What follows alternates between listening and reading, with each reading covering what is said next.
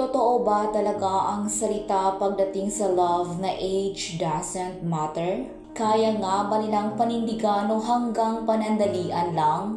Sa tagal ni Willie Revillame sa showbiz ay marami na ring pangalan ang nalink sa kanya. Kabilang dito ang mga babaeng kanyang minsang minahal, kanyang mga nakatrabaho at pati na rin ang mga chika na naging karelasyon niya sa mga naging wawawin host. Una rito ang napakagandang si Princess Ponsala na kanyang pinakasalan noong 1990. Sa ikalawang pagkakataon muling umibig si Willie sa katauhan ng dating beauty queen na si Liz Almoro. Hindi rin naman lingid sa kaalaman na madla na may anak si Willie sa kapatid ni Marcel Soriano na si Bekbek Soriano. Ang anak nila ay aktres na si Muriel Soriano. Samantala, matagal na rin naging usap-usapan kung ano ba talaga ang real score noon na Sugar Mercado at Willie Revillame. Ngunit sa isang interview nga kay Sugar ay sinabi nitong 7 taon na sila. Kasunod niyan, inamin din ng OG sex bomb member na minahal din siya ni Willie pati na rin ang kanyang 2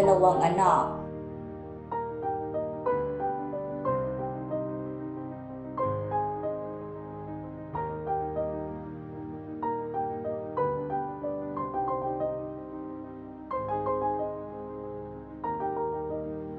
Kung mapapansin nga ilang taon na ding tahimik ang love life ni Kuya Will. Ngunit sino nga ba itong bagets na pinagkakaguluhan ngayon ng madla? Siya na nga ba ang bagong nagpapasaya sa buhay ni Kuya Will? Sino nga ba ito? Gising na gising nga ang pagkatsismosa ng ilang netizens sa latest chika ni OG Diaz.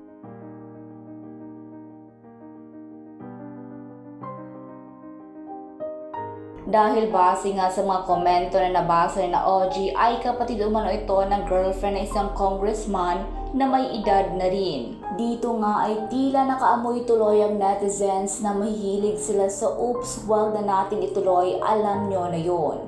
Sino nga ba ang babaeng ito? Ang bagong nalilink ngayon kay Kuya Will ngayon ay si Alo Lopez. Siya nga isang flight attendant na kapatid ng content creator na si Ira Lopez, na girlfriend ngayon ay politician na si Mark Levesque. Si Alo nga ay 31 years old na ngayon. Naging usap-usapan nga ang issue na ito nang minsang nagbahagi si Alo na isang video clip at napansin nilang katabi niya si Kuya Will. Ayon nga kay OG ay wala namang masama kung totoo man ito.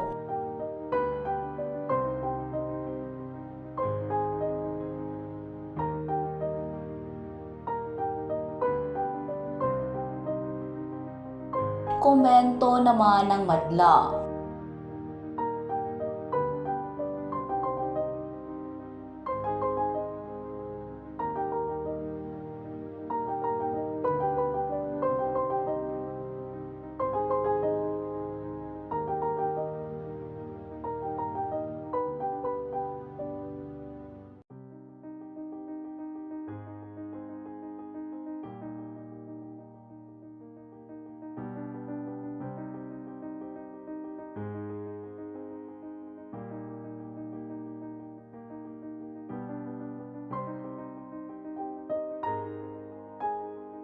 Samantala, agad naman sinagot ni Ira ang issue na ito tungkol sa kanyang kapatid at ni Kuya Will, na siya namang ibinahagi din ni Alo sa kanyang social media account na may caption na ayaw ko po ng jacket.